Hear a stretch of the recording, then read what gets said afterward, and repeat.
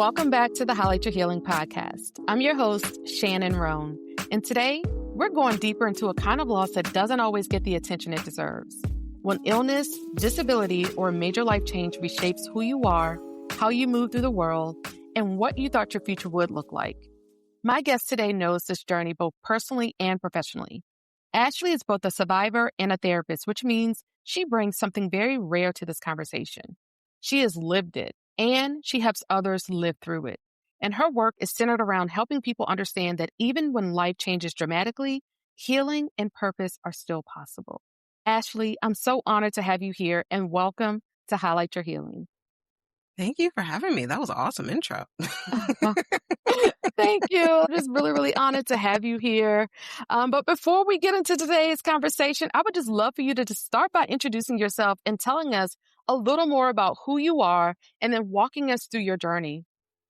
Absolutely. I'm Ashley. I'm a therapist based in Atlanta, Georgia, going on about year 5 or 6 in the mental health field. It's feel like it's been so much longer. Right now, I'm kind of in a transitional phase. I spent like the last 2 years doing a lot of leadership work and doing a lot of individual counseling, and I hit a burnout wall last year. So right now, after a surgery that I had last year, or a couple surgeries I had last year, I'm kind of in this transitional phase of healing physically and mentally from last year and trying to make something that feels more sustainable for me. Right. And sometimes it's good to take a pause, right? Just to hmm allow yourself to rest, give yourself permission to rest and to pause. If you don't mind just sharing with our listeners a little bit about your journey and what led you to where you are today. No, absolutely. One of the reasons I really wanted to go on your podcast is because I really don't think we talk about grief enough in society. It's such a, I don't want to say a taboo topic, but people just don't know how to interact with it. And there's so many different forms of grief because I haven't experienced grief in the traditional sense of losing like a loved one, knock on wood. But I have experienced a lot of things that have led the grief of like identity or the loss of what could have been or what you thought life should have been. So a lot of that stems from, just to go back a bit, how do I start it off? Well, when I was like 8, like my mother kind of started I was uh, born fine, did not have any type of disability, no type of illnesses. Around the age of 8, my mom started noticing, girl, you're walking a little funny. And it's so interesting how that was like my first like recognition, like when I think about this story, recognizing medical racism as well, because my mother would take me to these doctors, like she could see something was wrong, like she could see I was not walking the way that I was supposed to, and these doctors would always just brush her off. Like it was a year of her going back and forth, like something is wrong, like she's not walking the way that she was able to walk like a year ago, until it got to the point where I literally could not walk anymore. I was literally struggling to walk any type of distance before the Wow. doctors were like, oh, maybe something is wrong. So they did a spinal tap. It's something called Guillain-Barré syndrome. It's like a very rare illness. Is basically when the nervous system starts to attack itself. Like the nervous system just decides to go haywire and attack the own body rather than protecting us from the outside illnesses that are supposed to be protecting us from. And it started to paralyze me. It almost made its way up to my brain by the time they had caught it. Like it had progressed quite severely. So it was just a year or two, well, like a year of me and my mother in the hospital, like with me literally fighting for my life. Like Oh my it goodness. was a really, and the weird, I think it's so interesting. I don't remember a lot of that. A hmm lot of this is secondhand information because I speculate my body just went through such an immense trauma with that, like the agony and the pain that I was in, literally just dealing with this illness, trying out the treatments that they were giving me, just with them just trying to save my life. I speculate my body just was like, girl, maybe you don't need to remember that. Right. Just blocked it completely out. Right. Yeah. So my memory of that year in the hospital is actually very limited. I do remember there was another little girl, ironically, around the same age as me, who had the same illness. Like these two girls around the same age with the same rare illness. I was like, Mm. sometimes I look back at things and I'm like, some things are too much to It, be a coincidence.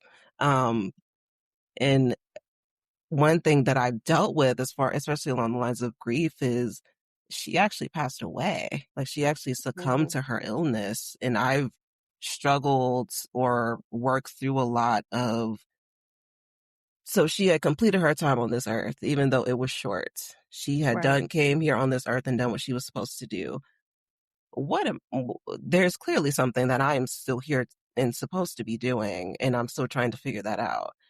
So Hmm. there was also the loss of innocence at that age, like the grief of not being able to just be a normal kiddo, right? Like, when you're a kid, if you're just growing up, you're carefree, you're jumping off Right. the tallest things, there's no cares in the world. And then when you're in the hospital fighting for your life, and then you see someone who's fighting for the same thing that you were and they pass away, everything becomes a lot realer, a lot earlier. It's like this life isn't so carefree and fun as it could be. So there was that aspect. I spent the next year after that trying to learn how to walk again.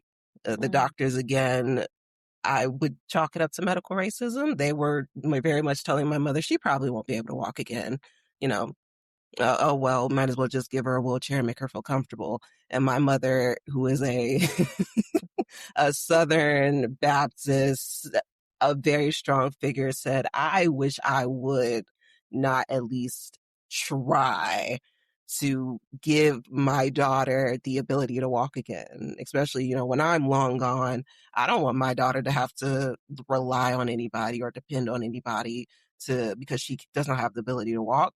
So it was another year or two of me having, like, I have very vivid memories of, like, there was a mall near where we lived and she would just force me. I remember the annoyance that I had. She would just make me walk up and down, up and down the hallway. There would be shopkeepers who would be cheering me on every Hmm. day.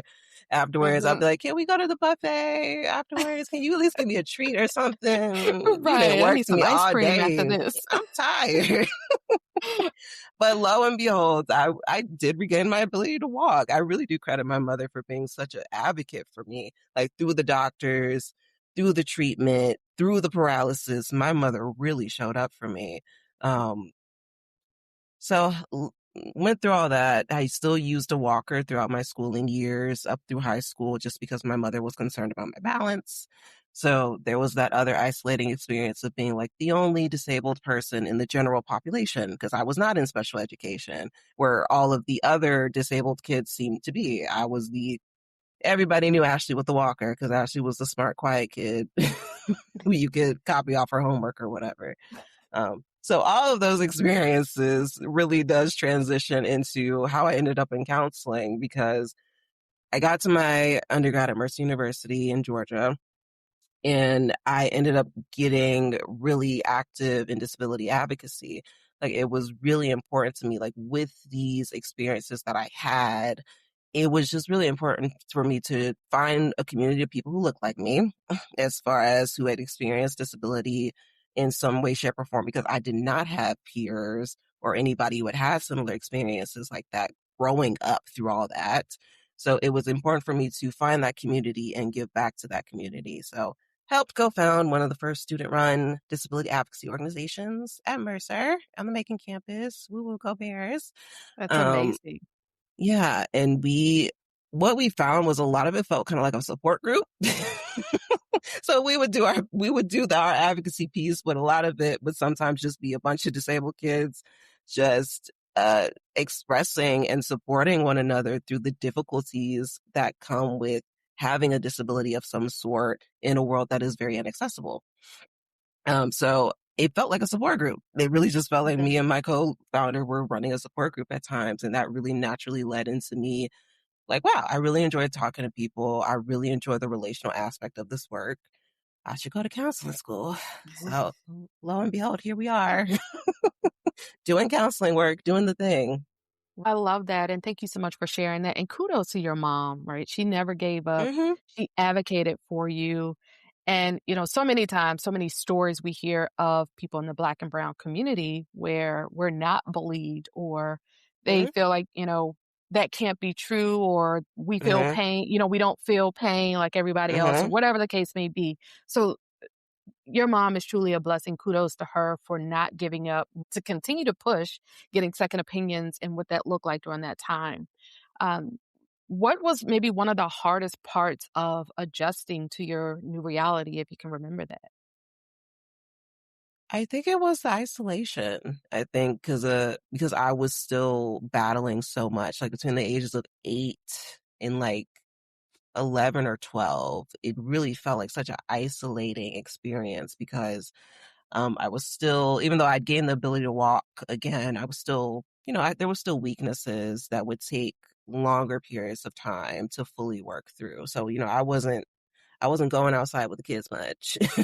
I Right, wasn't, my siblings were so much older than me. I didn't really have siblings in the household to talk to as well. You don't always want to hang out with your parents either. So right. I spent a lot of time alone. Like it was Mhm. me and my books. It was me and my Disney Channel. It was me and my Nickelodeon. So you I caught can up on all the shows. all the shows, all the Mhm. books. I think I do credit that with it's so easy for me to just sit with my own thoughts, especially in this day and age where there's dopamine hits everywhere. Like lots of people just need something to look at and stimulate. I never really needed it because I had so much practice just sitting with my own thoughts and being with myself and entertaining myself. So I Right. think the isolation aspect really played a large role in probably still how I interact with people today. I still identify as an introvert. I think as the counseling field has been so healing for me in its own way because it really has brought back up how much of a relational person I am, how much I do enjoy being around folks. But yeah, I think the hardest part was the isolation piece, not being Mhm. able to feel like the normal kiddo, not being able to have the normal childhood experiences because of what I'd been through and how much I really had to grow up with all that I had been through. Even nowadays, my whole life I've gotten, you seem so mature for your age. And I'm like, yeah, I can probably pinpoint why. I lost some innocence at a very young age, and I doubt that did Mhm. not come without its consequences.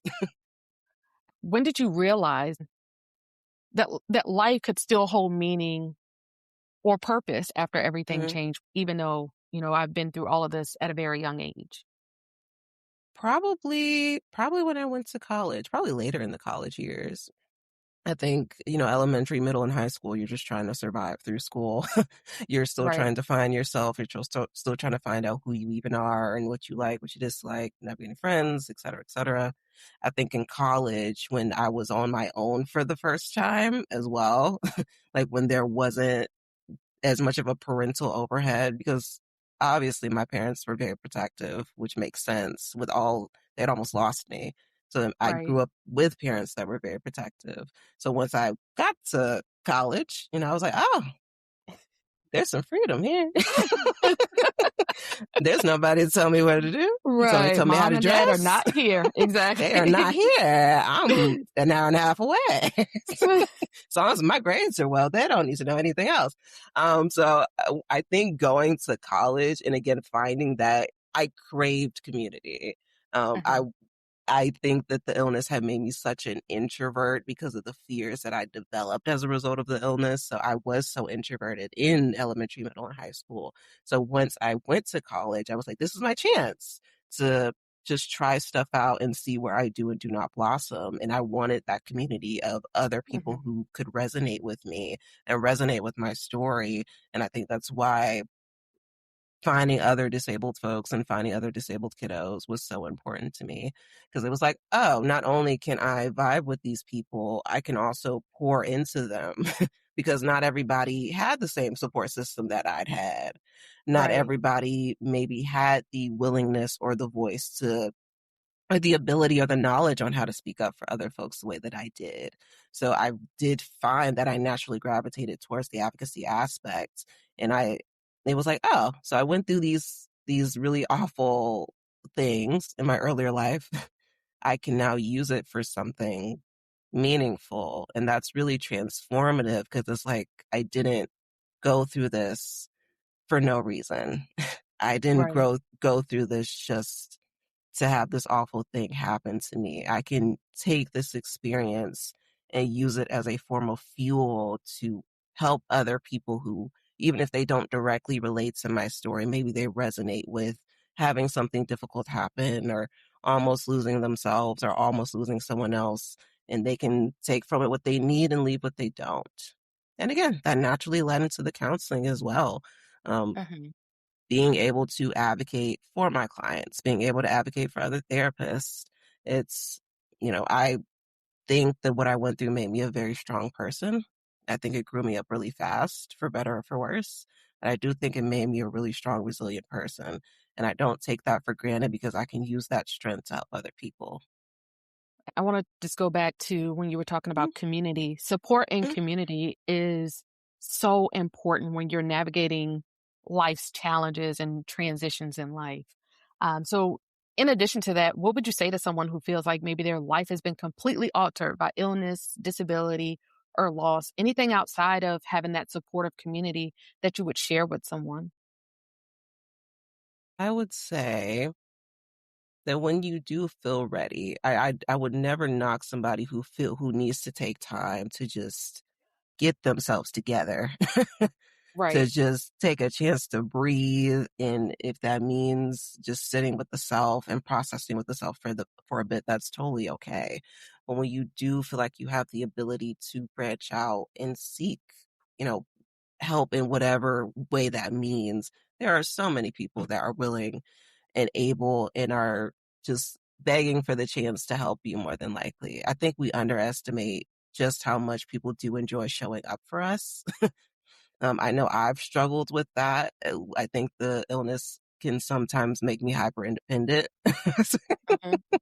Dealing with disability, you can feel like people underestimate you. So it's like, oh, so you think I'm not as good as you? Bet I'll just get 20 degrees, and then you won't be able to, I won't be able to tell me nothing.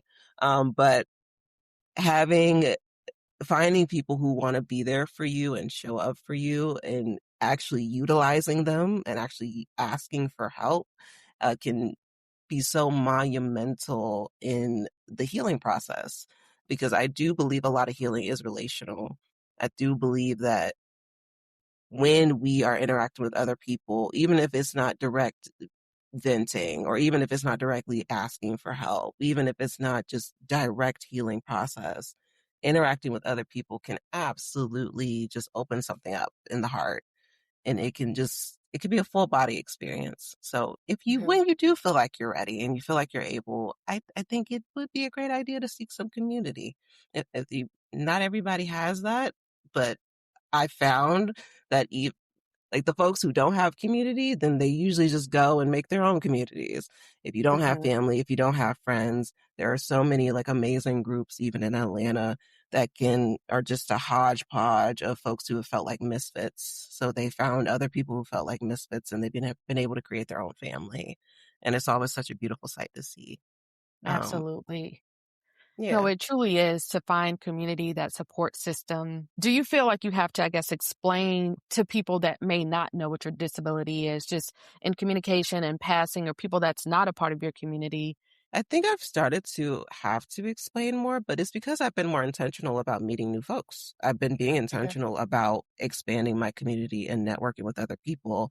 And, just for context, so I can walk, but I do still have to wear leg braces just to help me get around. Depending on the pants I wear, it can be visible or it cannot be visible. So it really just depends on the day about whether people will even be able to really tell that I have a disability. But if somebody sees the leg braces, they're usually like, hmm, like they've Mhm. never seen it before, and it's nobody's ever really rude about it. So if they ask, what are those? Did you break your foot or something? And then Mhm. usually I usually give them the short version. So Right. I don't go into my whole childhood trauma background, but I usually do find myself having to explain it, and I don't mind it as much because it's usually well intentioned. Folks are asking because they're curious and they haven't seen it before. And I think the more that I'm willing and the more that I'm open to explaining things, it can make other people feel more comfortable about the idea of disability too. Because disability is a lot more widespread than I feel like people like to believe. Like, even Mhm. if maybe you're somebody who identifies as able bodied, more than likely all of us are going to experience disability in some aspect during our life, even if it's just with age. The knee's not going to knee as much as in the 50s and 60s as they did in the 20s and 30s. So at some Right. point, you might not be able to pop it and drop it like it's hot as much as you No more could. magnies. No more magnies. And that could be, so in some cases, that could be considered a disability. If you got to sit down real slow, you technically have a Listen, no disability, more dear. 99 taking up a pill to 2000s. We passed that point. We passed that point. So all of us are going to experience disability at some point. And I think the more that we as a society can become comfortable with it, the more that I can contribute to that comfort by just talking openly about the difficulties I've had, even at my younger age. I think it just helps all of us, because the more accessibility helps all of us. Ramps and elevators, it helps all of us. Just looking back now, how has that life-changing experience shaped the person you are today? I know you're taking a pause to rest, so you're giving yourself permission today. Is there anything else that you can think of that has shaped you into who you are today? Maybe less apologetic for a situation. What does that look like? That's a great question. Especially as I've started to come into my own more, I absolutely believe there's been an unapologeticness happening, because there can be freedom. Like I grew up knowing that I was not like the other kiddos. I did not look like the other kiddos. I would not fit in with other kiddos in the traditional sense. But I was still able to find people who rocked with me, and I rocked with them. Um, but there can be a freedom in knowing I will never fit some of these standards. I will never fit the able-bodied standard or the typical, like I had to, for example, it impacted what major I had, because I was like, I know I can't do physical labor. I wouldn't be able to do like a carpentry job or something where I need to be on my feet all day. So I had to find an industry where I would be able to sit and do my job. But there can be an unapologeticness that comes with, I know I don't fit some of these standards, so I can just show up as I want to show up. I can show up as authentically as possible, because y'all gonna find something not to like anyway. So I can just, y'all are going to have your stares and have your comments anyway about the way that I walk. So I might as well just show up the way that I show up, and show up in all my fabulousness, and leave it at that. That's it. Yeah, That's that's it. And I think even, like I touched on it earlier, I think another thing that has shaped it is I've been working on it, my proneness to hyperindependence. right. I do think I think part of that's cultural as well, growing up as a Black woman. I think Right. there can absolutely be a cultural aspect of hyperindependence to that too, on top of growing up disabled. So there's like a double, oh, you can or cannot do this, that, and the third. So I'm like, cool, I have to show you. So now I have to overachieve. Now I have to get the top grades in my school. Now I have to get multiple degrees. I still want a PhD, even though I know I don't need a PhD. Lord, I know I don't need a PhD, but I might come What's one back. more letter? What's one more What's letter one behind more the name? letter? It's just another 6 years of my life, it'll be over before I know it. But no, so the hyper independence has been a blessing and a curse. It's made me a very high achieving person. But also, like I said, I've been trying to expand my community and utilize my community by asking for help more to kind of combat some of that hyper independence. So those are the two main things that come to mind in response to your question. Thank you. So if there's someone listening today that feels like life has changed them in ways that they didn't choose, what would Mhm. you want them to know about rebuilding and finding purpose again? I think free will is a beautiful thing. I started off by that. Started off like that because even, like, for example, in my case, even though life did not go the way that I thought it would, it has been such a blessing to be able to see it blossom in a way that still feels fulfilling. And that took a lot of work on my part. That took a lot of healing. That took a lot of my own therapy. That took a lot of my own investment to make this life into something that, even though it's not what I thought it would be, this life still feels worth living. Being around people that makes life still feel like it's worth living. Being in a field and a job that makes life feel like it's still worth living. So even though things might feel very broken and shattered right now, I think, again, I think it's okay to sit with that and process that. But it's also okay to start pouring back into yourself, to start putting those pieces back together at your own pace, at whatever rate you feel is right for you, so that you can get to a place where you can look back and say, wow, that was a really crappy experience, but now I can turn that and change it into something that is helpful for both me and others, because now it is a part of your story. It sucks that it had Right. to be a part of your story. I always tell people, I wish that wouldn't have happened to me and my family. I wish they Mm-hmm. wouldn't have had to have that awful experience of seeing their child almost die.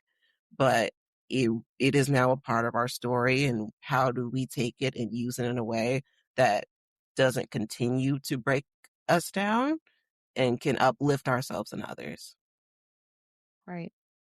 Wow. Ashley, thank you so much for sharing both your lived experience and the work you're doing to support others, because it's one thing to walk through something that changes your life, but it's another to come out on the other side and help other people navigate it too. What you Yeah. shared today is a reminder that healing is not linear, and life changing you does not have to be the end of your story. So, Ashley, before we close, can you share with our listeners where they can connect with you and learn more about the amazing work you're doing? Absolutely. I'm on, oh goodness, let me look it up. Hold on. My Instagram and my TikTok have two different names, unfortunately. I gotta do, but I do have a TikTok. You can find me at Cosmic Counseling, Ashley PLPC. You can find me on Instagram at The Cosmic Counselor. So I'll standardize that at some point. But for right now, those are the two platforms you can find me on. If you want to connect with Ashley, all of her information will be in the show notes. So please go show her some love and support the work she's doing. If this episode resonated with you, do me a favor, share it. Send it to a friend, a family member, somebody in your circle who needs to hear that healing and purpose are still possible for them. And don't forget to subscribe so you never miss an episode, because trust me, we have more incredible guests and conversations coming your way. And if you haven't already, like and leave us a review. It helps more women find this show and join this community. And until next time, keep highlighting your healing.